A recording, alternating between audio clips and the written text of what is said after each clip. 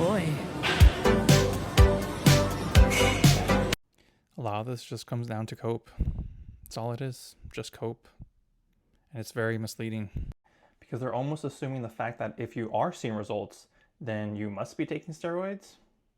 But what this post really lacks in is accountability in what you're doing in the gym. And it's always the victim mentality, like, oh, it's because of my genetics that I don't look like how they do, or it's because I'm not taking gear, that's why I don't look the way I want to look. When in reality, it really just comes down to how good or how bad your training is. Now, I'm not saying genetics don't matter. Of course they matter. And I'm not saying that your favorite social media influencer isn't taking steroids. They might be. But the point is that the reason why you're not seeing results is probably not because of those reasons. Yeah, I'm not sure if this is satire or not, but there's nothing in her description or anywhere else saying otherwise. So I'm going to assume that you've been lifting for years, like you say, and you're only lifting what looks to be around 135 pounds for RDLs. If that's the case, then something is seriously wrong with your training. And the sad part is that other women will look at this post and this will only validate to them that the only reason why they're not seeing results is because they're not taking steroids too. This is my client Chris. She was able to do this transformation completely natural. She focused on progressive overload and slowly got stronger over time. And this is the result.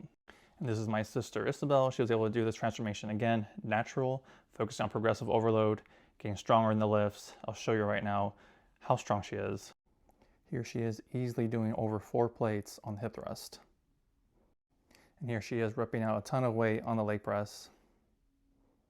Just amazing. And this is my other sister, Cynthia. I mean, just look at the size of her. And she was able to do this naturally. And she is no stranger to heavy weight.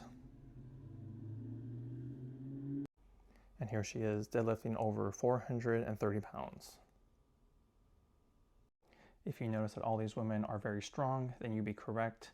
Honestly, that's really what it all comes down to, how good or how bad your training is. A lot of times people just don't want to admit that their training is just not very good, and they rather cope and blame it on genetics or gear, which is very sad because they can do something about it.